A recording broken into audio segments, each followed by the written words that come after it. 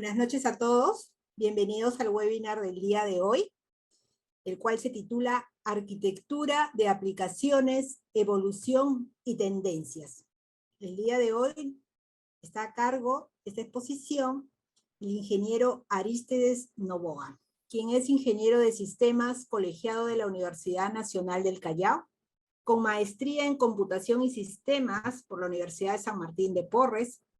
Tiene un doctorado en Ingeniería Industrial por la Universidad Nacional Mayor de San Marcos. Es especialista en optimización, sistematización y automatización de procesos e implementación de soluciones empresariales utilizando Java, con más de 15 años de experiencia. Bien, los dejo entonces. Los dejamos los últimos 10 minutos para las preguntas. Adelante, Arístides. Muchas gracias.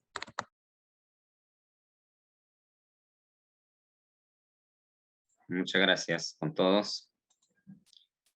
Bien, a ver, vamos a comenzar la sesión del día de hoy. Como mencionó Valdi al momento de hacer la presentación, mi nombre es Arístides Novoa. En general soy instructor en tecnología Java. Y el tema que vamos a tener a cargo el día de hoy es arquitectura de aplicaciones, tomando en cuenta su evolución y sus tendencias. Espero que el tema sea de su agrado, aquellos que están en proceso de formación académico, aquellos que ya están desempeñándose en cualquiera de los roles del área de tecnología y quizás aquellos que también participan en este taller para tener más o menos una idea de lo que se trata el mundo de la arquitectura de software en general. Como agenda, vamos a realizar una breve introducción para dar un contexto de lo que es arquitectura. De ahí vamos a profundizar un poquito más en la parte ya de lo que es arquitectura de aplicaciones en sí. Realmente también hay que responder a estas preguntas que desde mi punto de vista son muy relevantes. ¿Qué necesitamos y por qué necesitamos? Básicamente en los estilos arquitectónicos, un comparativo entre lo que ha funcionado por algunos años, está funcionando, va a quedar obsoleto obviamente un par de años y lo que se viene también como tendencia, ¿eh? Y esto va a encajar un poco con la parte de evolución. Siempre es bueno conocer un poquito de la parte histórica, de cómo han ido evolucionando diferentes alternativas, cuáles son sus ventajas, sus desventajas, qué tendencias se vienen. No siempre todas las tendencias son aplicables de manera inmediata, en particular en las empresas. Y las conclusiones desde mi punto de vista que son relevantes un poco para que puedas llevar como ideas fuerza. Bien. El objetivo básicamente de este webinar es conocer los principios y lineamientos que se han venido utilizando ya en el mundo de lo que es arquitectura de software. ¿Bien? Hay ciertos modelos arquitectónicos, claro que también se incluyen estilos. Ahí vamos a precisar cuál es la diferencia entre un modelo y un estilo. En general siempre hablamos de estilos, ¿ya? Esto es porque no es un lineamiento, un estándar que se tiene que respetar, que se tiene que aplicar a rajatabla, al 100%, sino se tiene que customizar, ¿no? Cada uno de estos modelos arquitectónicos tiene sus ventajas, han ido evolucionando en el tiempo y claro, de por sí también existen ciertas plataformas que tienen mayor aceptación en el mercado, que nos permiten implementar de manera mucho más productiva, ¿no? De manera más eficiente, por decirlo, aplicando todo un tema de buenas prácticas, de estándares, que van relacionados con las plataformas de implementación o de desarrollo. ¿Ve? Entonces, en eso vamos a enfocar estos minutos de la charla. Desde allá, algunos años atrás, siempre busco ir a fuentes oficiales para identificar conceptos, definiciones, ¿no? Un poco, digamos, por los estudios que he venido realizando. Quizás ya no debemos de llevarse muy de cerca por hacer una búsqueda en Google y encontrar cualquier concepto por ahí, tomarlo como un concepto válido, que podría ser válido, pero que no hay por detrás una autoridad académica, ¿no? Un líder en un aspecto tecnológico en particular o una institución que lo defina como tal. ¿Bien? Es por ello que he tomado como definición de la EEE, ¿no? La 1471, hay una serie de estándares que define esta organización internacional. Y bueno, para ello, ¿qué es arquitectura, no? Y esto es muy importante tenerla en cuenta porque en mi caso manejo consultorías de desarrollo de software, desarrollamos arquitecturas para clientes empresariales, dicto cursos de arquitectura en diferentes niveles, ¿no? Hoy en día un poco más por el lado de microservicios, y la veo cada vez más relevante tener claro lo que es arquitectura de software. ¿Eh? ¿Qué es, no? Digo porque en algunos casos siempre se ve como código y realmente código es la última etapa del proceso de implementación de una arquitectura. Hay que ir un poco más arriba y ahí es donde calza este concepto de que es una definición conceptual, ¿no? De más alto nivel, digamos 100.000 pies de altura por mencionarlo de alguna manera. Indistintamente de la tecnología, es agnóstico a la tecnología, ¿ok? Pero es un nivel conceptual, es decir, digamos, en la mente de los arquitectos, en la mente de las personas que van a diseñar esta arquitectura. Puede ser de un sistema, puede ser de una aplicación, puede ser de un microservicio, puede ser de un servicio, puede ser una solución informática, una plataforma, un portal, cualquiera de estas definiciones, pero en términos generales van a calzar en un sistema de información. ¿Bien? No lo precisa como tal, pero en realidad podríamos hablar también de arquitectura de procesos, podríamos hablar de arquitectura empresarial, ¿no? Aquí nos vamos a enfocar más a lo que es arquitectura de software. ¿Bien? Entonces el sistema es un sistema de software.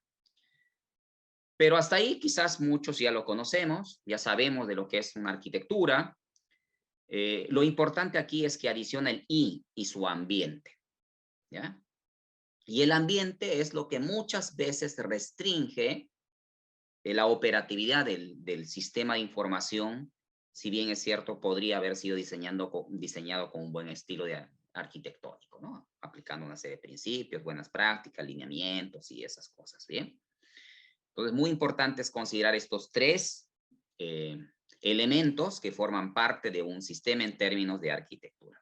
Primero, sus componentes, ¿ya? Y componentes pueden ser de tipo de infraestructura, de tipo software base, de tipo de soluciones complementarias.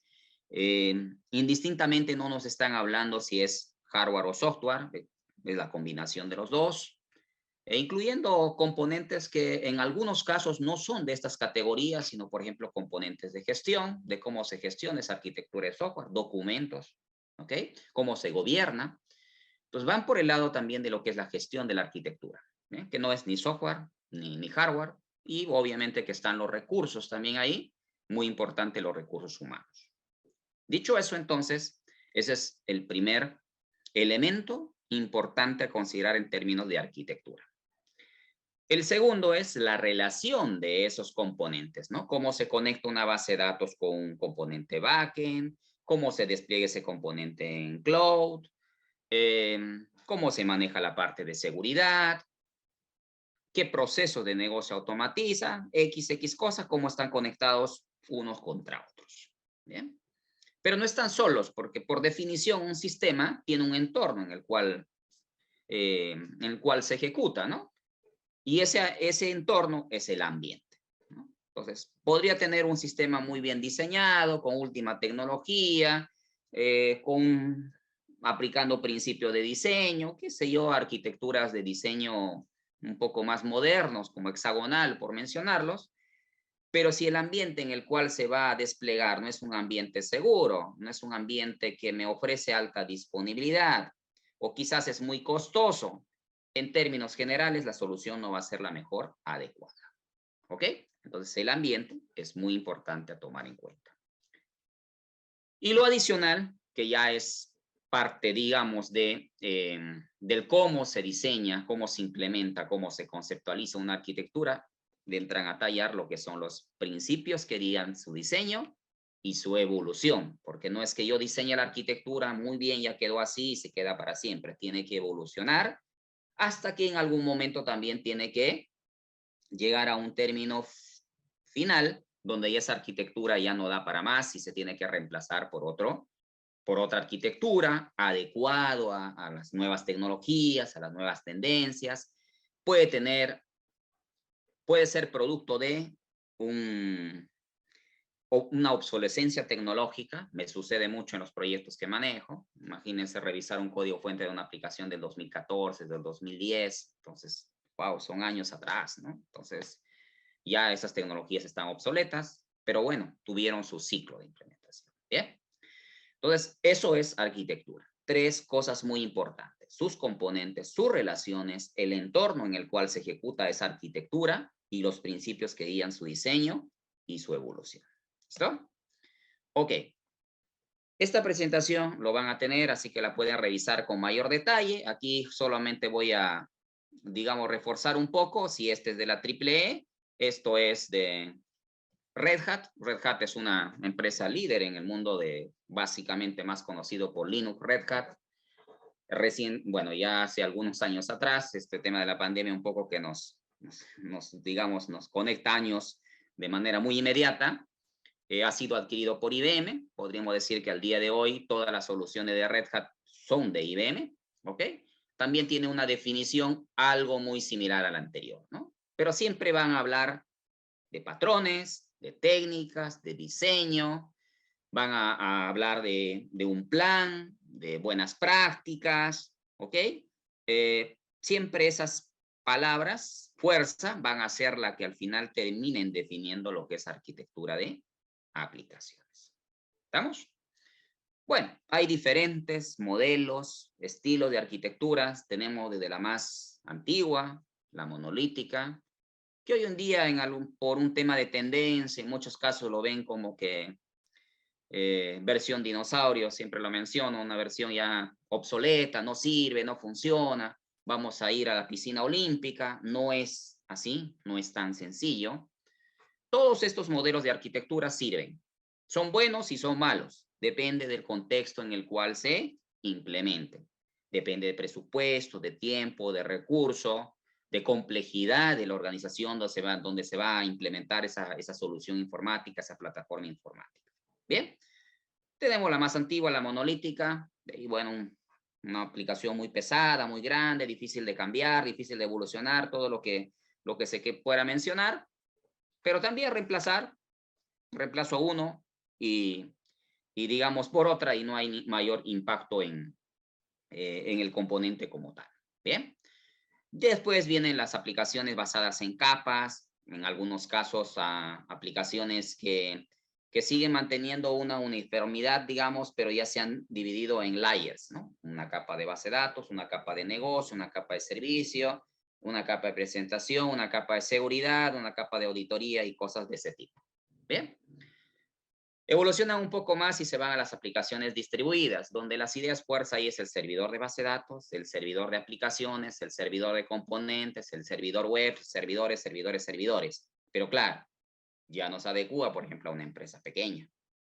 Ya no lo va a desarrollar un solo especialista, porque hasta para instalar y configurar un servidor de base de datos tiene que contar con su respectivo especialista, en este caso de repente un DBA, o un especialista en servidor de aplicaciones, como un caso de un JBoss, un WebLogic, por mencionarles algunos productos comerciales. Bien, un servidor web que podría ser un servidor en NGX o un servidor Apache, por ejemplo. Bien, de ahí va migrando un poco a la parte de lo que es arquitectura orientada a servicios, SOAP. Se habló mucho de esas arquitecturas en el año 2000, 2005, un poco por el 2010, tuvo su época y allí quedó.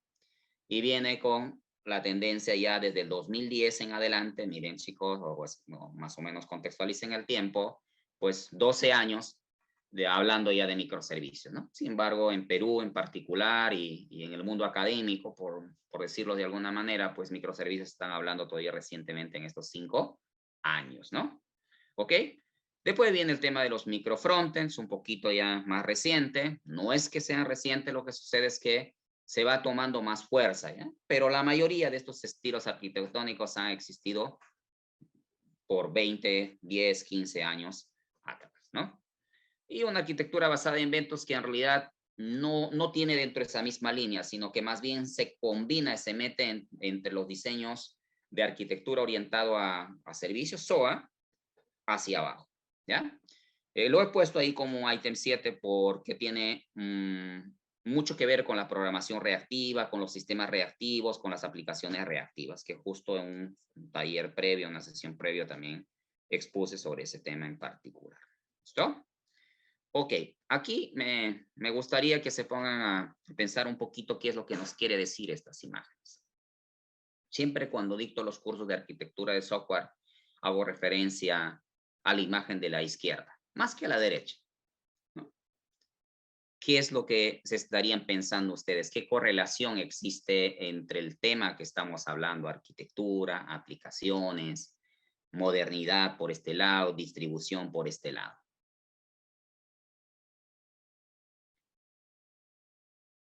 Piensen unos segundos. Bien, me imagino que ya cada uno de ustedes más o menos ha tratado de interpretar que al lado derecho hay un edificio moderno, es un estilo de arquitectónico, ¿no? Un arquitecto ha tenido que ver el espacio, la distribución, quizás ni le preocupa si se va a poder o no implementar con las tecnologías actuales, pero diseña. Y al final, si ese diseño se llega a implementar, obviamente que ya hay otros especialistas que van a tener que ver la parte de implementación física, como los materiales, qué sé yo, los costos, las autorizaciones, que sea resistente a los sismos, ¿no? Que cumpla con los estándares de seguridad de un determinado país, de una determinada ciudad, ya son implementaciones. Por este otro lado, en realidad he tratado de simplificar que es un departamento. Y cuando hablamos de diseños de arquitectura, en estos podríamos hablar de manera muy similar, ¿no? Un departamento al final, ¿qué es? Es un lugar donde voy a vivir. Solo, bueno, solo realmente en mis épocas que era joven vivía en un cuartito alquilado. Es más, o sea, en ese cuartito estaba mi cocinita y también mi baño. Sin embargo, era suficiente para poder sobrevivir, ¿no? Quizás ya con los años uno se casa, viene la familia y decimos, un cuartito imposible, ¿no? Entonces ya tiene que verse una casa, un departamento, y ahí vienen los tipos de departamentos que dependen también de los presupuestos, ¿no? Una sala, una cocina, un cuarto, 2 cuartos, una cochera, 2 cocheras, un cuarto de juguetes, una sala de estudio, hoy en día una sala de trabajo. Entonces ya un departamento tradicional de 2 cuartitos más una cocina no funcionaría, ¿no? Claro, pero todo está de acuerdo a las posibilidades de pago y también a la necesidad del habitante, en este caso, de la familia que va a habitar en este departamento en particular. Pero pongamos a pensar un ratito. Ya es muy importante que las empresas lo vean así, la arquitectura. Es de largo plazo. Literalmente una familia se compra un departamento o 2 quizás en toda su vida y lo termina pagando literalmente también con la mitad de su vida. Sucede de manera similar en las arquitecturas de software empresarial. Quisiéramos hacer lo que está al lado derecho, pero tenemos los presupuestos, tenemos los especialistas, tenemos el tiempo para llegar a ese estilo arquitectónico. Si es que lo tenemos, podemos ir a ello. Pero también podemos ir evolucionando desde una casita pequeña que no está hecho por un arquitecto o de repente no un arquitecto pues top, ¿no? Renombrado, sino un arquitecto por ahí que todavía digamos es local, ¿no? Pero sirve para vivir. Por lo tanto, cuando hablamos también de diseños arquitectónicos, de manera muy similar, chicos. Yo siempre digo en una arquitectura, vas a comprarte un departamento, ¿qué debe de tener?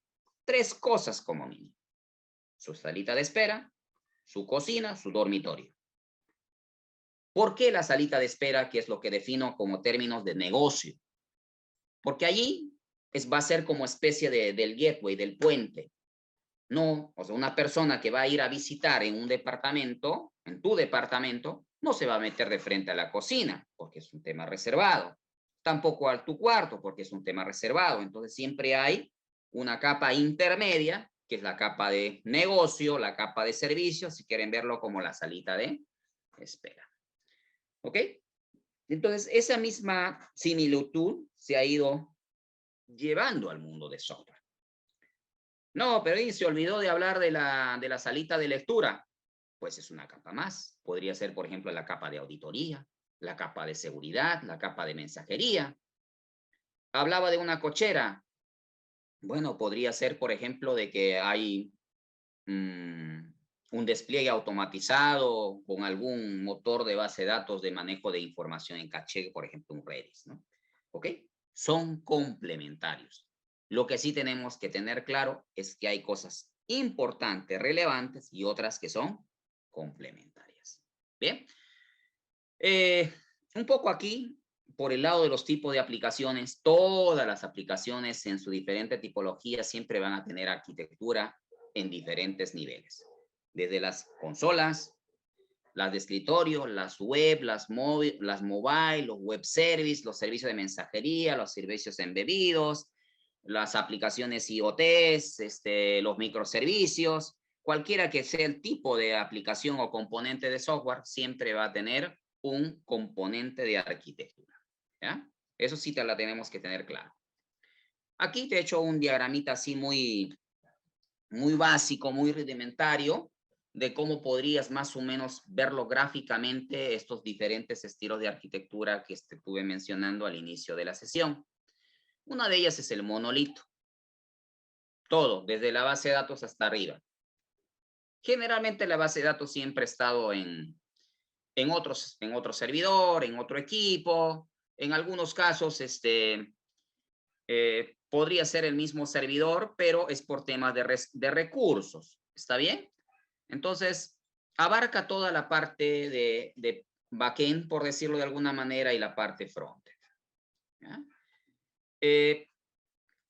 Un estilo de arquitectura o un estilo de desarrollo de arquitecturas intermedio es el full stack, ¿no? Que generalmente también demanda mucho en los profesionales que puedan tener competencias para hacer desarrollo de componentes back y de componentes front. ¿Ah? Pero si hablamos de una empresa, de una organización o de profesionales que se quieren especializar en una área en particular, esto es así como de repente ya es un médico, ¿no? Está bien, o es un ingeniero, por decirlo, de sistemas, ¿no? Pero bueno, todos sabemos que un médico o un ingeniero de sistemas se puede especializar en gestión, se puede especializar en software, como es mi caso, o se puede especializar en hardware, infraestructura. Ambos son mundos totalmente diferentes, pero a su vez complementarios para el desarrollo de una solución, ¿no? O un médico que termina que ya es licenciado en medicina, pero se especializa como oftalmólogo, por mencionarle, ¿no? Entonces, de hecho, que esos profesionales van a ser mucho más competentes en su área de especialización, pero a su vez también va a depender en qué mercado se van a desempeñar profesionalmente, ¿no? Entonces, este es en la tercera columna estamos viendo ya aplicaciones distribuidas, ¿ya? Donde se pueden desarrollar diferentes modelos de arquitectura. Pero ya detallándolo cada uno de ellos en muy alto nivel, orientado a capas, tenemos en el backend la base de datos, la persistencia, el servicio, y hacia arriba podría o no estar desacoplado la parte de presentación y el cliente, que generalmente el cliente estamos hablando de un usuario final que ingresa a través de un móvil, a través de un browser, un Firefox, un Google Chrome, por mencionarles algunos de sus browsers más conocidos, ¿no? Sin embargo, hay detalles y esos detalles aquí entran a tallar, por ejemplo, el manejo de entidades, los módulos, los DTOs, los beans, lo que conocen un poco más de Java, esos términos se les va a hacer más familiar, ¿no? Sin embargo, este es agnóstico tanto, por ejemplo, para .NET como inclusive para PHP, ¿no? Y en ese abanico de alternativas, pues generalmente hay frameworks que nos permiten desarrollar cada capa de la aplicación. ¿Listo? Bien. Ahora aquí un poquito más de teoría, pero que sí la veo muy relevante que tengas en cuenta, ¿ya? Los requerimientos han cambiado, ¿ya? Y esto es lo que nos fuerza a seguir especializándose, seguir actualizándose, a seguir buscando mejores alternativas de cómo desarrollar software. Y uno de ellos es la arquitectura como tal. Bien. Antes, hace un par de años, en realidad ya los sistemas hoy en día se vuelven muy obsoletos de manera muy corta. Siempre hablamos de 5 años, al día de hoy realmente 3 años ya los procesos de negocio se revolucionan, cambian, los requisitos cambian, así que realmente esos años se van reduciendo cada vez más, ¿ya? Acá me dice una gran aplicación tenía decenas de servidores, al día de hoy también lo tienen, solo que de otra forma, por ejemplo, un clúster de Kubernetes en la nube, ¿ya? Claro, ya no es un servidor físico, sino es un componente, ¿no?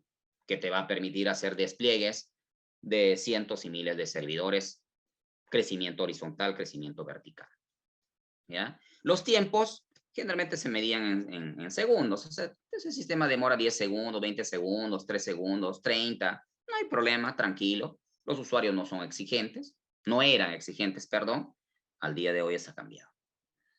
Si el sistema se cayó, bueno, pues se ha ido el sistema, ¿no? Aún así es crítico hoy en día ver en las empresas, y me sucede muy a menudo, en el sector bancario, se ha ido el sistema, señor, no podemos hacer su trámite.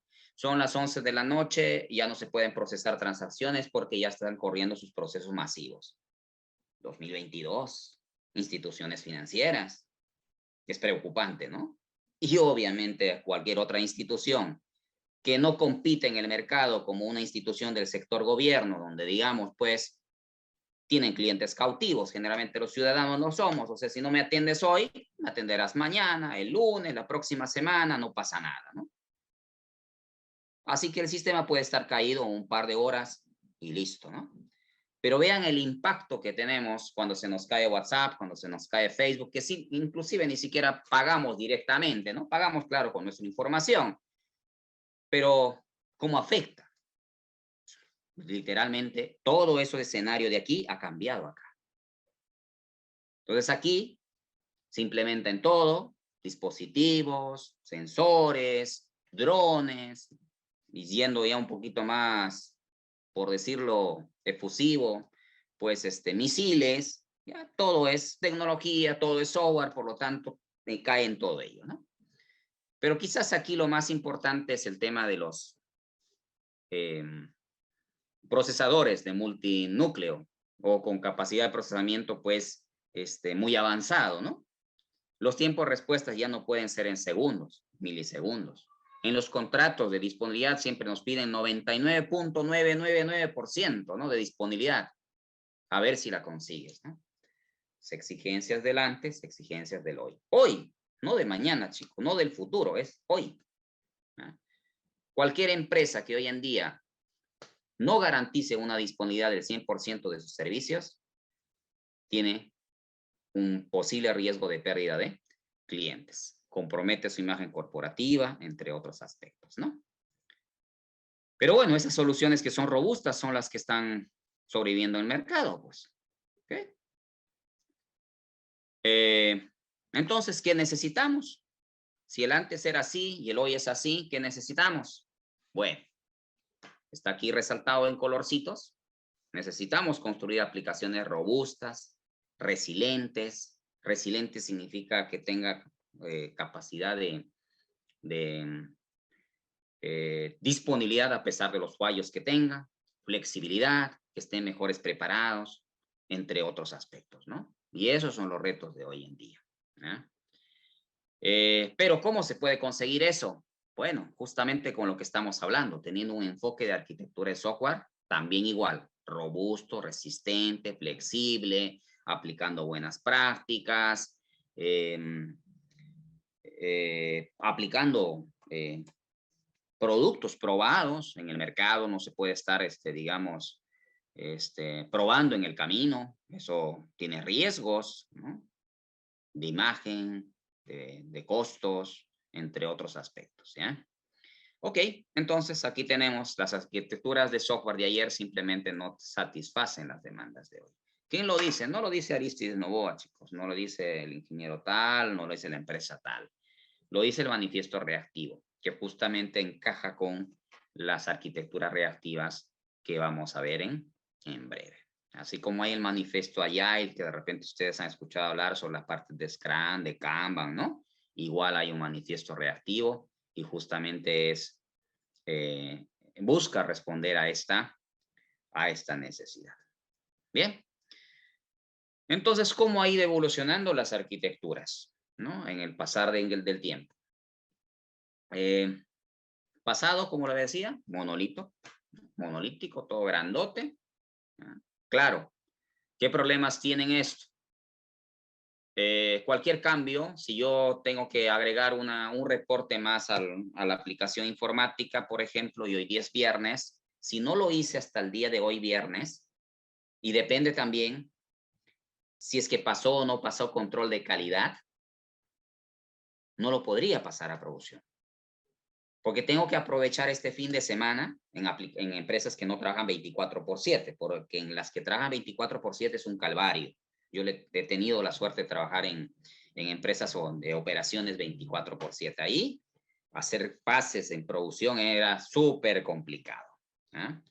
Realmente lo hacíamos en la noche y a cruzar los deditos para que en la mañana todo siga funcionando bien, porque obviamente no conocíamos los procesos, no se podía probar. Así que teníamos un riesgo bastante alto, ¿no? Algún componente interno de la aplicación fallaba, la aplicación fallaba. Fatal. O sea, simplemente el sistema tiene errores. Entonces, el pasado. Y además, pesado, en algunos casos, hacer una compilación de un nuevo pase, media hora compilando el código fuente, a ver si no sale un error ahí en el camino. Y una vez que ya está compilado, cuando lo despleguemos, esperemos que funcione bien, ¿no? Entonces ya de allí viene este estilo intermedio, donde sabes que ya no lo voy a tener todo en uno solo, ¿no? Voy a partirlo por lo menos en dos, backend y frontend. Ese backend y frontend es un estilo de arquitectura orientado a servicios, ¿no? Puedo tener equipos trabajando en la parte backend, inclusive de repente algunos componentes de backend pueden ser desarrollados en Java, otros en Net, otros propios en la base de datos. Y arriba, bueno, entran algunas tecnologías no muy recientes, pero están orientadas más a JavaScript o TypeScript o Dart, que son frameworks para el desarrollo de la parte front. Y ahí hablamos de Angular, de React, de Vue, ¿no? Hasta jQuery también, ¿no? Y otros frameworks que por ahí van.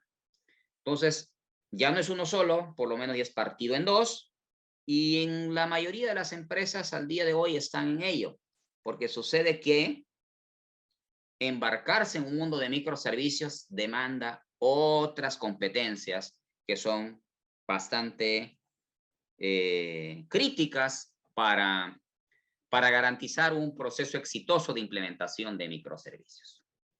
¿Ya? Es el presente para empresas transnacionales. Pero la verdad que todavía un poco como que es un de futuro, a ver si 2022, 2023 ya comenzamos a trabajar al 100% en microservicios, por lo menos aquí en nivel de Perú. ¿Y por qué si es el presente? Lo que sucede es que cuando les explico a los chicos, cuando vemos cursos de arquitectura de software, les digo, es una mesa con 4 patas y microservicios es uno de ellos. El otro es DevOps. No puedes trabajar o no deberías trabajar con en una arquitectura de microservicios sin DevOps. Porque aquí en la primera teníamos una aplicación, un WAR, un JAR, bueno, un EAR en realidad en Java. ¿Eh? En el otro tenía dos WARs, o dos WARs, uno para el backend y otro para el frontend. Entonces son 2 despliegues. Puedo generarlo manualmente, puedo desplegarlo manualmente y no pasa nada. Pero aquí en microservicios no tengo 2, tengo 100, 50, 200, 300 WARs, JARs entre diferentes tipos de empaquetados.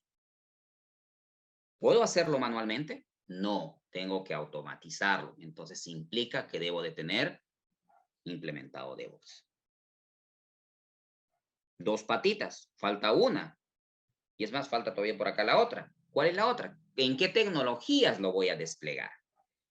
El monolito, total, lo corro un Excel, un punto .exe, por ejemplo, y funciona. Cliente-servidor y listo.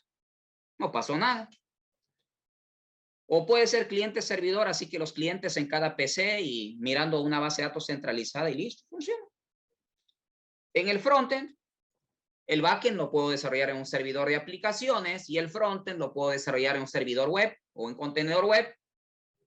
Son 2, 3, por ahí más o menos cosas, 5, pocos, contado con la mano. Aquí. Ni siquiera debo de utilizar servidores de aplicaciones para desplegar microservicios, entonces tengo que aplicar plataformas como el caso de Docker y Kubernetes.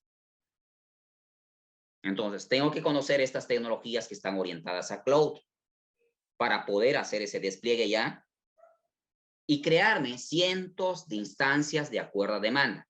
Veíamos que habían cientos de servidores. Acá tenemos cientos de instancias de los microservicios para atender las demandas y conseguir esos milisegundos de tiempo de respuesta. Con las tecnologías tradicionales no lo puedo hacer. Entonces, ¿cuántas empresas están en condiciones de licenciarse toda una infraestructura en nube como en Amazon, AWS, Azure y no sé, Oracle Cloud, IBM Cloud, cualquiera de estas plataformas o Alibaba? ¿Cuántas?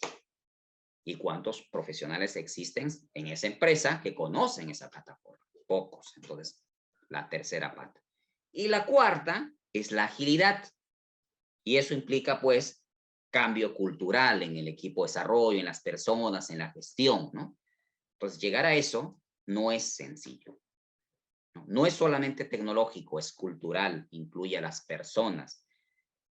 ¿Cuánto de nosotros venimos trabajando N años en lo que es arquitectura de software? Entonces, nos sentimos cómodos trabajando con monolitos, con distribuidos, con cliente servidor, o la complejidad en algunos casos es un alto riesgo. Entonces, ir a este modelo de arquitectura, tiene que crearse esos ambientes, digamos, esas condiciones para tener éxito, ¿ya? Conozco aquí algunas empresas, por tema de reserva no vaya a dar nombres, pero ya vienen trabajando como 4 o 5 años en arquitectura de microservicios y pues ya estamos por ahí casi 7 meses, 8 meses y todavía no podemos desplegar los microservicios como debe ser en sus ambientes de producción, por ejemplo. Y 5 años no es poco. Imagínate la empresa que recién está comenzando este año. Obviamente que en lugar de tener todas las ventajas, va a tener un montón de desventajas e incumplimiento en los compromisos asumidos a la alta dirección en sus proyectos de desarrollo de software. Y el otro, que es el microfronts, que en realidad sigue siendo microservicios, solo que en la parte front, como que teníamos un, muy bonito, organizado en la parte back, 20 microservicios por cada negocio, por cada base de datos, con todos los patrones, todo lo que querramos. Y arriba, de nuevo, sigue una cabeza grande, ¿no? Y eso es el monolito en el cliente, ¿ya? Entonces, ya con el tema de los microfrontends, lo que te dice es, mira, también vas a desarrollar componentes pequeños en el front, de forma tal que, si la quieres cambiar, lo cambias. Si la tecnología que estás utilizando para desarrollarlo no es la adecuada, mira, en Angular esto es muy pesado, tengo demasiados conflictos y sucede que React, JS es más reactivo 100%, es orientado a componentes, entonces esta partecita de este portal se presta para esta tecnología. Listo, hagámoslo con eso y ensamblemos. Y listo, ¿ok? Eso es el enfoque, ¿ya? Un poco para conocer microservicios, aunque en realidad ya les mencioné, tengo el monolito, lo parto en pedazos. Quizás aquí lo más importante es que vean que cada microservicio en general debe tener su propia base de datos y eso te rompe el esquema mental tradicional. No, pero mi sistema siempre tenía una base de datos en SQL Server. Y con microservicios, ¿qué? ¿Me tengo que crear 20 bases de datos? ¿5 bases de datos? Pues la verdad sí. Y no solamente en SQL Server, sino algunos en MongoDB, otros en Cassandra, otro en Redis. Uy, caramba, ahora sí, ya aparecieron varias tecnologías todavía metidas ahí, ¿no? Claro, es que es complejidad. O sea, todo lo mejor, todo lo de tendencia, no es gratis, es complejo. La pregunta es, ¿están preparados las instituciones y los profesionales para esto? Ahí los dejo para pensar. Bien.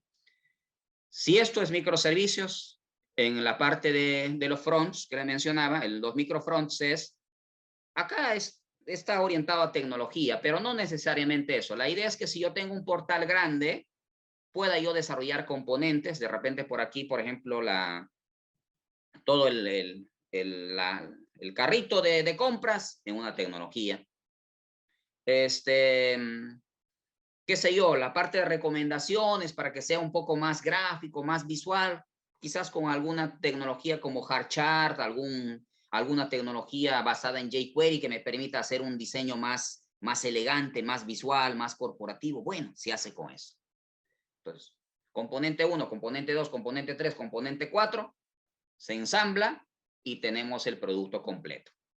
Facilidades de cambiar de tecnología, facilidades de gestión. Pepito, Juanito y Mengano se encargan de este componente, de este microfrontend, Sutano y no sé qué más, del otro y del otro y así. Entonces también puedo distribuir por equipos. Quizás también no me alcanza ni el tiempo ni el presupuesto para desarrollar todo el portal, pero desarrollo partes del portal que ya están en producción, puedo comenzar a usarlo, puedo comenzar a mejorarlo, ¿no? Como una parte de mejora continua. Así que tiene un montón de ventajas. ¿Es gratis? ¿Es fácil? No. ¿Ya? Y ya sumado a ello viene el tema de las arquitecturas reactivas, donde en realidad, pues, los sistemas y en particular las arquitecturas tienen que cumplir como mínimo estos elementos que se describe aquí, flexibles. Mi arquitectura no es que yo lo hice la más bonita, estuve 6 meses pensando, me llevé 10 cursos, consulté con 5 tops consultores y listo. No, tiene que ser flexible de mejoras, flexible de cambios. Probablemente no sea la correcta, no importa, pero ya sabemos que esas tecnologías o ese diseño no funciona en nuestro negocio. ¿Ok? Ligeramente acoplados, ese es para el tema para poder cambiar de base de datos, cambiar de componentes, cambiar de tecnología. Y escalables. Imagínense las empresas que no tuvieron este diseño de arquitectura robusto con el COVID. O sea, no sé, imagínate que haya estado pagando 20 servidores. Aquí de la noche a la mañana ya no tengo clientes. Voy a seguir pagando 20 servidores. Me gustaría, pues, con un clic, con una configuración, algo por el estilo, bajarme a 10, a 5, ¿no? O qué sé yo, solamente en fin de mes tengo mayores demandas, entonces crezco. Pero para que eso se dé, la arquitectura tiene que estar diseñada. Eso es escalable, ¿ya? Crecimiento horizontal y vertical. Tolerancia a fallos. El sistema, algún componente del sistema falla, el sistema no se debe caer, debe seguir funcionando. Claro, eso se consigue con lo que es resiliencia, el plan A, el plan B, el plan C. Algunos estilos de resiliencia se manejan en cloud, con arquitecturas en alta disponibilidad, con varios nodos, cosas replicando base de datos en caliente. Hay diferentes mecanismos para conseguir ello. ¿Está bien? El tema de altamente receptivos en realidad un poco orientado con el siguiente, que es el tema de experiencia del usuario. Los segundos que te vaya a ir generando respuesta el sistema. ¿Ya? Más que todo es eso. ¿Ya? Y obviamente que esto va a depender del diseño. Hay diferentes tipos también. Básicamente estamos hablando de unas aplicaciones hoy en día que, por ejemplo, son las SPA, las Single Page Application, las muy tradicionales, las múltiples Page Application, término medio, y las otras son las responsivas, o bueno, básicamente son responsivas, que sucede que la información siempre se guarda de modo local, ¿no? Me sucedía en algunos tiempo atrás cuando, qué sé yo, por X razones estaba manejando y siempre utilizaba el Google Wise, si no mal recuerdo, que me llevaba de tal lugar a tal lugar, y por X razones, por ejemplo, la parte de datos del celular estaba activo y me seguía guiando. Y raro, ¿no? Sin internet, sin nada, me sigue guiando. Claro, es que guarda su información local. Pero basta que me metía por alguna vía donde ya no había ido previamente, pues ya el sistema se perdía, ¿no? Pero estamos hablando de aplicaciones que ya aplican estos principios, chicos. La pregunta sería, ¿cuántos sistemas de los que ustedes conocen en su empresa tiene estas características? Muy pocos, ¿ok? Eso de más fácil de desarrollar y susceptibles de cambiar, el tema de desarrollo va a depender de los skills tecnológicos que tenga el equipo técnico. Susceptible de cambiar, sí, porque está desacoplado, ¿ya? Responsivo, resilientes, elásticos y manejado por mensajes. Esto es que básicamente el tema ya de los mensajes forman parte de un diseño de arquitectura. Por ejemplo, los que tenemos de alguna manera alguna experiencia en manejar la plataforma Zoom, sabemos que grabamos los videos en línea, ¿no? Pero no es que ese video lo tengas en 2 minutos, no. Se grabó y se está reprocesando y después de media hora o 2 horas recién va a estar disponible para descargarlo, ¿no? O sea, todas estas aplicaciones modernas, o PayPal la vez pasada me llamaba la atención, que era un reporte de todos mis movimientos del mes. Me dice, procesando y en unos minutos se generará su reporte, le vamos a avisar. Mira, es manejado por mensaje.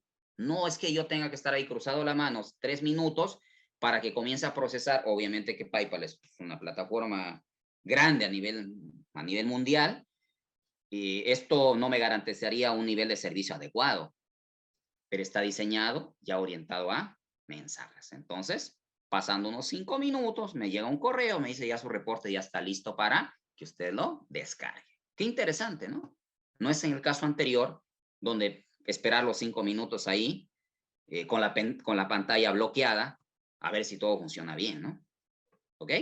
Entonces, estas arquitecturas se prestan para ello.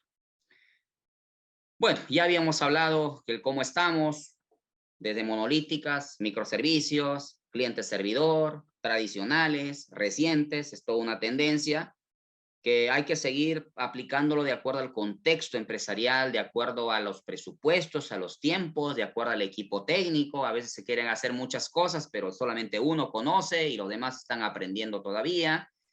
La curva de aprendizaje en el camino es fuerte, no tienen experiencia previa en haber diseñado arquitecturas previas, entonces todo es nebuloso. Me sucede cuando vemos proyectos de microservicios o vemos cursos inclusive avanzados, es una piscina olímpica de 1,80 o 2 metros. Ahí tienes que saber flotar, tienes que saber nadar.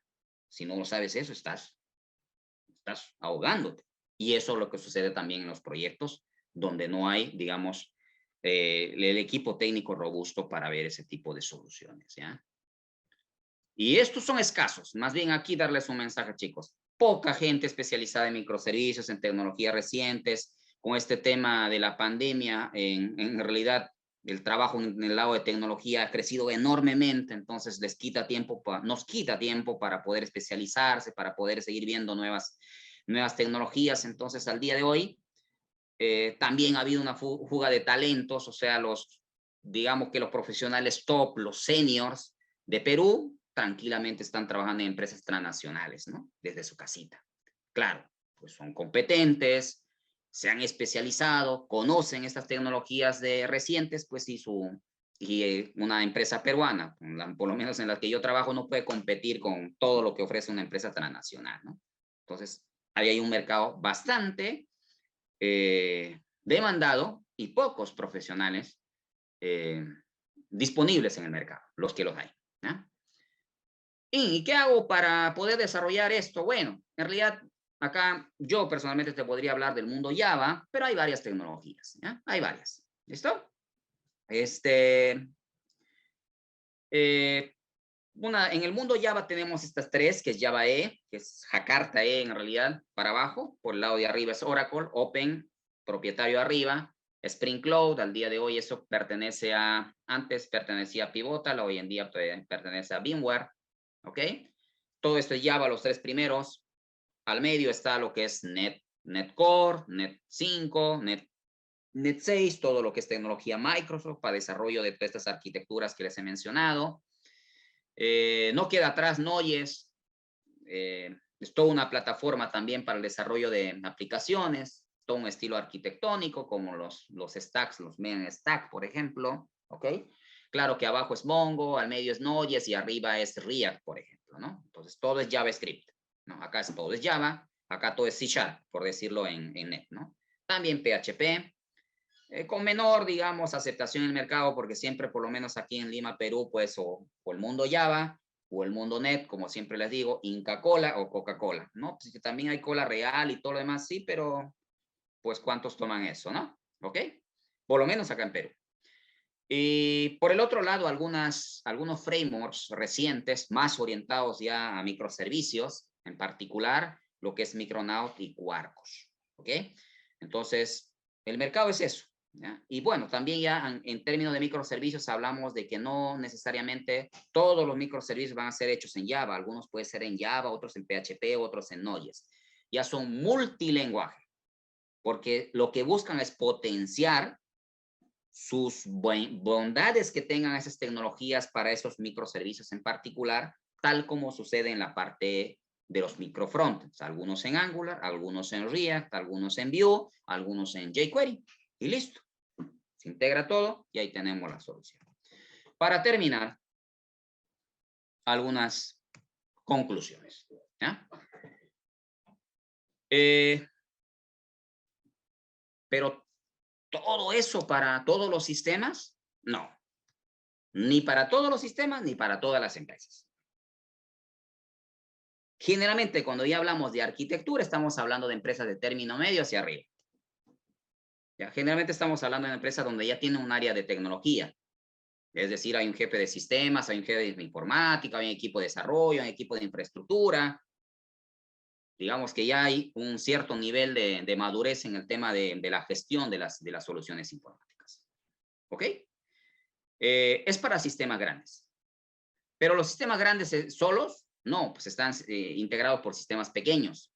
Y obviamente que cada sistema pequeñito tiene que integrarse, tiene que ser robusto, y todo eso finalmente, si la vemos en términos de arquitectura, es un componente más de la arquitectura. Entonces, tiene que tener su diseño, tiene que tener sus buenas prácticas, tiene que estar preparado para ejecutarse en ese entorno, si es cloud, cloud, si es on-premise, on-premise, si es Linux, Linux, si es Windows, Windows, por mencionarles, ¿ok?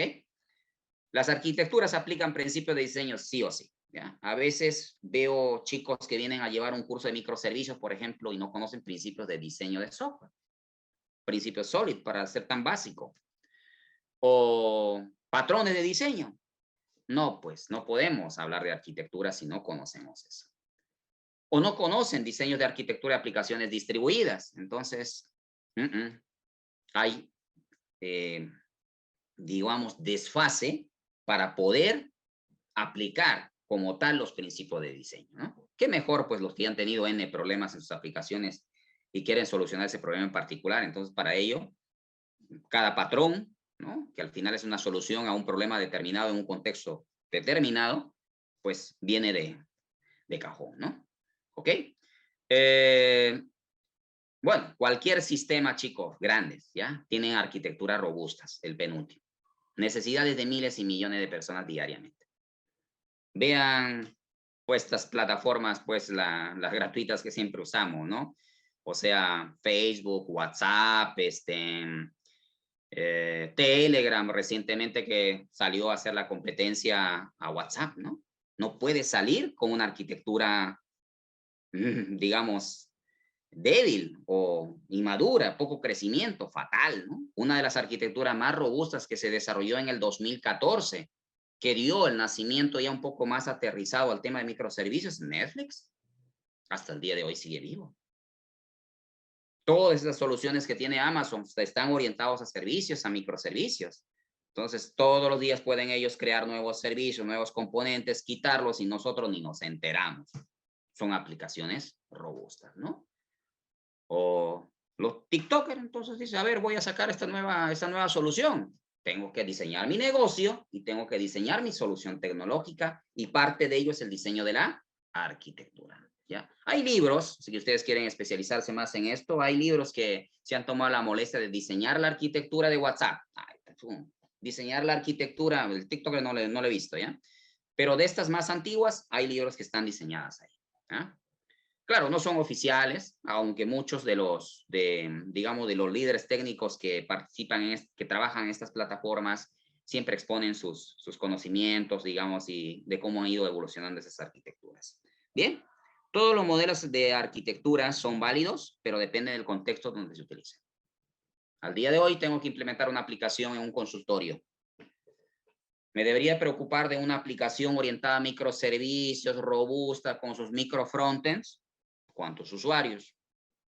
Literalmente 4 médicos.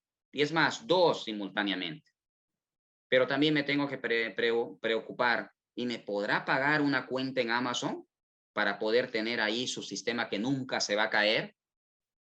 ¿Y cuánto vale eso? Bueno, chicos, más o menos $1,200 mensuales. No lo puede pagar.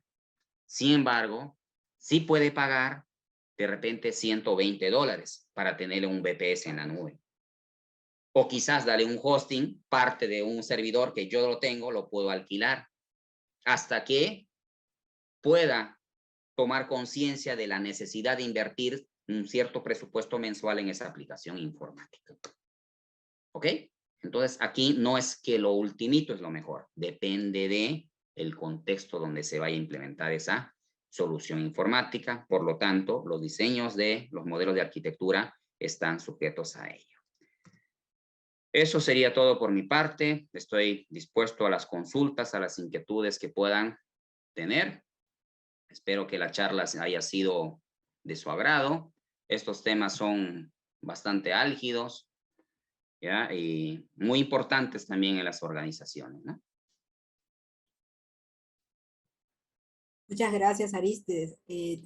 Tenemos habilitado el chat para las preguntas o consultas que quieran hacer a nuestro expositor, o si alguien quiere activar su micro, por favor, levanten la mano y se les va a dar el pase.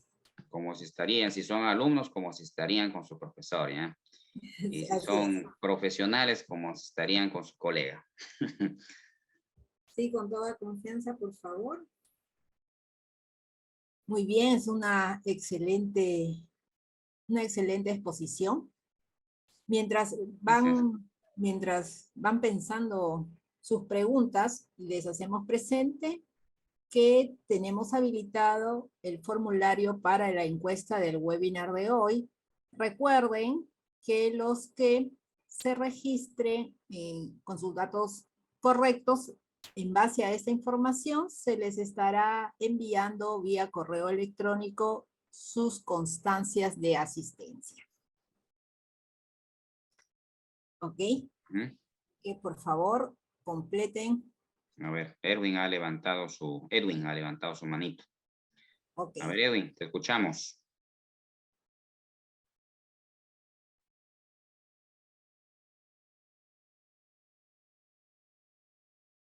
¿Puedes habilitar tu micro? Hola, ahora sí. Bueno, una consulta. Esta tecnología de lo que es los microservicios, en el Estado yo veo que la verdad no aplican nada de estas cosas. Mi pregunta es, ¿por qué hay tanta diferencia con las entidades privadas o con las soluciones que vienen de afuera y con el Estado? ¿Por qué hay tanta, digamos, carencia o tanto esto que no se puede integrar y supuestamente ellos manejan millones y millones o sea, de inversión? Esta sería mi pregunta. ¿En dónde está la falla? Sí.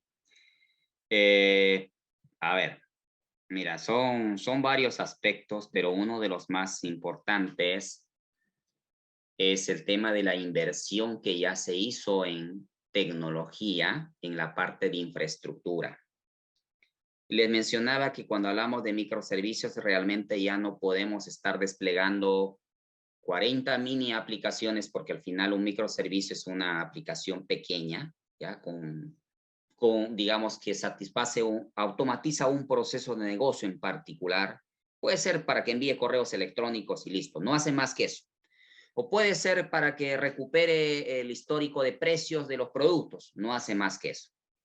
Entonces, tener 50 aplicaciones pequeñitas desplegadas en un servidor de aplicaciones tradicionales como un JBoss o como un WebLogic no es la solución perfecta.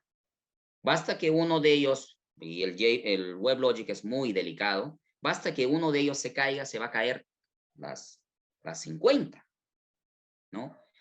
Y pues rompe todo el esquema de alta disponibilidad, porque en todo caso tengo un servidor y si se cae ese servidor, se cayeron los 50 microservicios y toda mi solución se fue al tacho, ¿no?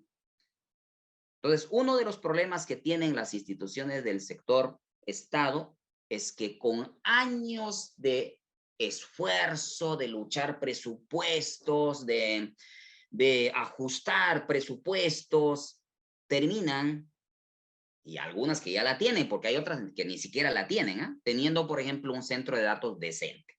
No, ahí sí creo que lo puedo hablar de una experiencia del Ministerio de Transportes y Comunicaciones, por ejemplo, que creo que hace 6 años por ahí estuve desarrollando un servicio de consultoría con ellos para manejar su plan estratégico de tecnología e información o algo así, ¿ok?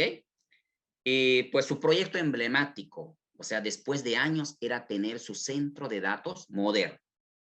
Claro, o sea, eso sí, o sea, era algo similar a uno de la RENIEC, por ejemplo, que también tiene su centro de datos decente, o sea, con todos sus estándares internacionales, ¿no? Pero de ahí vayamos a preguntarse a ver qué otra institución del sector Estado, digamos, la PCM, no lo tiene, aún siendo la presidencia del Consejo de Ministros. Tiene un servidor con las características más o menos de la RENIEC, no lo tiene. El otra institución del Estado que tiene más o menos un servidor de base de datos, obviamente robusto, pero un centro de datos también robusto y también regulado por el tema, pues, financiero, es el Banco de la Nación. De ahí no conozco ninguna otra institución. Y yo trabajo con muchas empresas del sector Estado. O sea, ni siquiera han llegado a tener un centro de datos decente. Pero ya, de repente usted dice, mira, total, esto ya no es de hoy, así que ahora, pues me voy a la nube, ¿no? Sucede que las legislaciones nacionales, o sea, las restricciones que tienen, no les permiten llevar información reservada a la nube. No pueden, el sector banca no puede tener su data en AWS.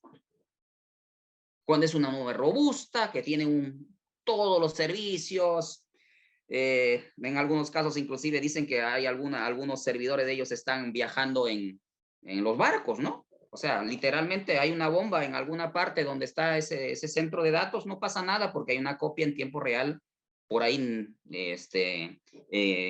disponible navegando, ¿no? O sea, no le puedo confirmar eso, pero lo más probable es que sea así. Pero viene las restricciones que tienen, que es data reservada, es data sensible y eso tiene que mantenerse internamente. Entonces vienen las famosas nubes híbridas o privadas. Entonces tengo cierta información en la nube que no es muy crítica, que no es de negocio, pero hay otras que sí son de negocio y eso lo tengo que seguir manteniendo en mis servidores. Entonces tengo que seguir manteniendo ese equipo de infraestructura, tengo que seguir manteniendo ese centro de datos que son carísimos, el personal, tengo que seguir comprando servidores, memoria, disco y todo eso. Entonces tengo por aquí mi arsenal de aplicaciones que tienen que seguir corriendo, porque ese es el negocio, ¿no? Mencionarle Ministerio de Transportes y Comunicaciones, menciono cuántas aplicaciones tiene, son sistemas integrados, muchas aplicaciones, póngase 100, 200, me imagino, al día de hoy, corriendo en diferentes servidores. Esos tienen que quedarse así, pero también tienen demandas de otras aplicaciones que tienen que seguir desarrollando. Convivir con esos dos escenarios, para ellos, es bien complicado. Pues algunas instituciones que ya tienen madurez en el tema de diseño de arquitecturas, como el caso, por ejemplo, de la SUNAT, ¿no? Que tiene muchos sistemas integrados, tanto en la parte aduanera como tributaria, van por lo que es tener una nube privada. Entonces ya tienen su clúster de contenedores in-house, digamos, ¿no? O sea, obviamente de manera local. Pero digamos que tienen como una réplica pequeña de una nube privada, donde ellos sí ya pueden implementar todas estas tecnologías de DevOps, clúster de Kubernetes para manejar cientos y miles de microservicios gestionados de manera automatizada. Entonces sí lo pueden hacer. Entonces, otras instituciones que han intentado aplicar el tema de microservicios en el sector Estado, les cuesta. O sea, no hay dinero para tener una nube privada. Ya hemos invertido en servidores, en infraestructura. Esta infraestructura hay que seguir utilizándolo. Sumado a ello, como le menciono, el tema de lo que es la confidencialidad de la información, ¿no? Que es una barrera, ¿no? Pues lamentablemente la mayoría de los proyectos que tienen esta característica se van a ir a opinión jurídica. Jurídica no conoce las ventajas que tiene esto, se ampara mucho en las leyes o en las normas o los procedimientos que son de ayer, que no aplican a hoy. Entonces, por ambas partes están con las manos atadas, ¿no? Eso es lo que sucede en el sector Estado, ¿no? Pero tarde o temprano lo van a tener que hacer. Caso contrario, seguimos con el mismo nivel de ineficiencia en las aplicaciones, que un día funciona, otro día no. Los tiempos de respuestas. Por ejemplo, hay una plataforma muy crítica en el Estado que justamente es el OCE, esta aplicación que se gestiona todas las compras y adquisiciones de todo el aparato estatal. Es una aplicación antigua. Hay veces que no he podido personalmente subir mis ofertas porque son pesadas. Entonces, hay personas que con sus CDs, con sus DVDs, tienen que ir físicamente donde está la oficina de esta institución para que puedan subirlo desde ahí, ¿no? Entonces, ahí se ve esa limitante. Y aquellos que quieren, dicen, no, yo sí lo puedo, sí vamos a hacerlo, voy a justificar al ministro, al viceministro, a quien sea del sector gobierno en ese momento, me van a dar presupuesto. Pero viene el tema de la cultura que les decía, en la otra patita de la mesa. Entonces, en la cultura del equipo, ellos ya vienen trabajando con aplicaciones monolíticas, con aplicaciones cliente-servidor. Hoy en día aprender Kubernetes, aprender Docker, aprender DevOps, aprender a trabajar en equipo. El tema procedimental me olvidaba, chicos, o sea, las islas de información. Oye, mira, para que me pases tu aplicación a desarrollo mío, como institución ya del Estado, lléname estos 5 formatos, ¿no?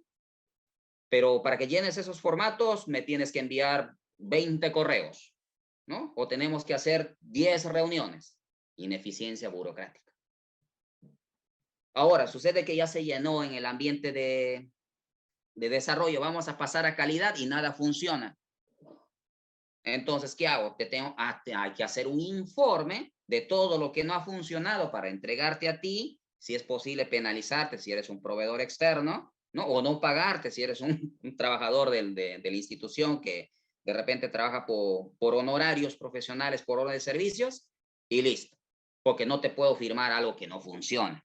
Pero este diseño de arquitecturas no están diseñadas para eso. O sea, si no funciona también es un éxito porque sabemos que por ahí no va la cosa.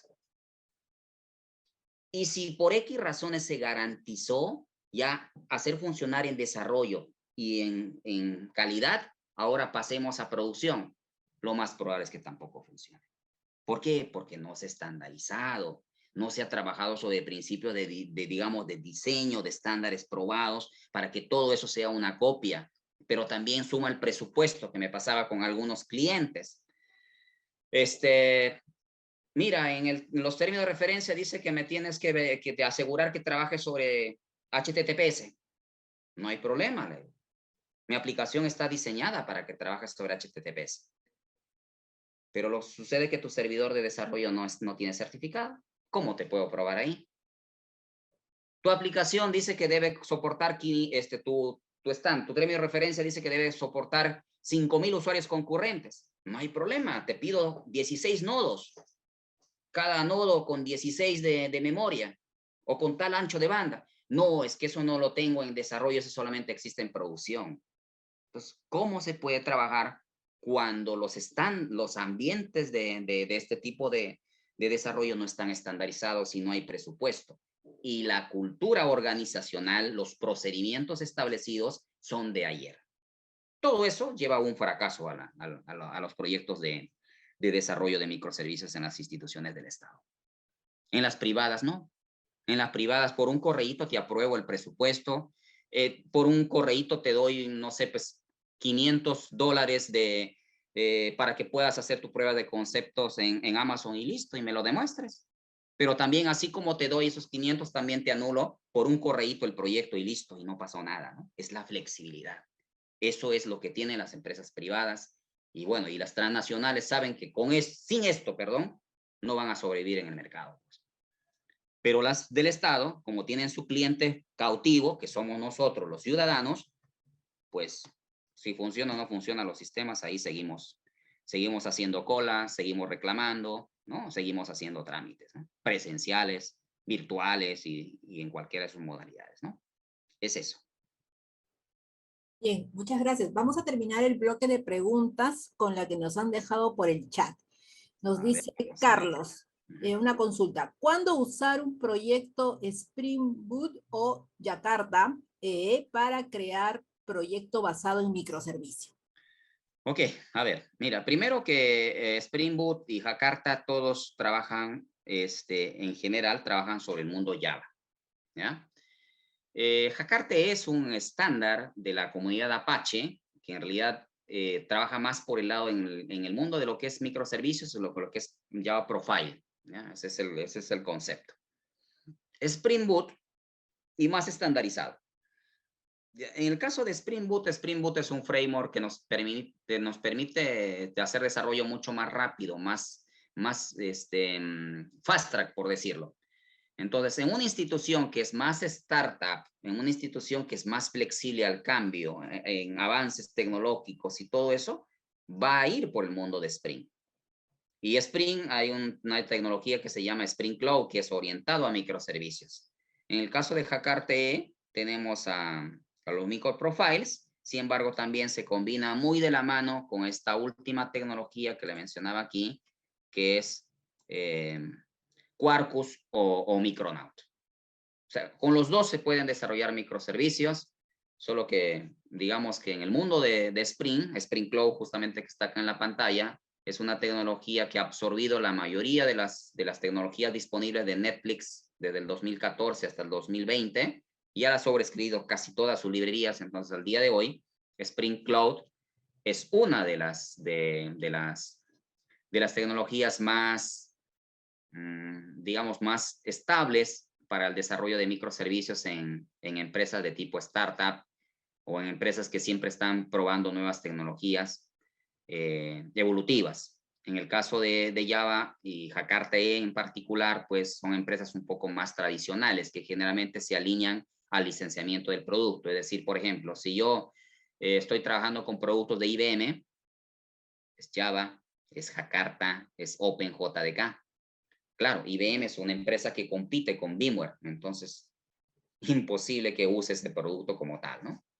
O si estoy trabajando con productos de Microsoft, pues voy a utilizar más Net5 o Net6, ¿no? ¿Ok? Entonces va a depender mucho del stack tecnológico con el cual la empresa busca trabajar. Ejemplo, si no me equivoco, no tengo proyectos trabajando con ellos en algo específico, pero el Ministerio de Economía y Finanzas, por ejemplo, trabaja con productos Red Hat.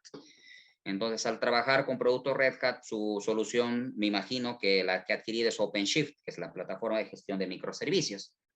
Y lo más probable es que esté trabajando con Java, con Jakarta o en su defecto con Quarkus, ¿no? O sea, por ahí va el stack tecnológico, por el licenciamiento del producto, ¿no? Listo, chicos. Muchas gracias por la respuesta. ¿Sería todo? Ustedes, el tiempo nos ha quedado corto para ese tema tan importante y tan vigente en la actualidad. Agradecemos tu ponencia el día de hoy a nombre de nuestro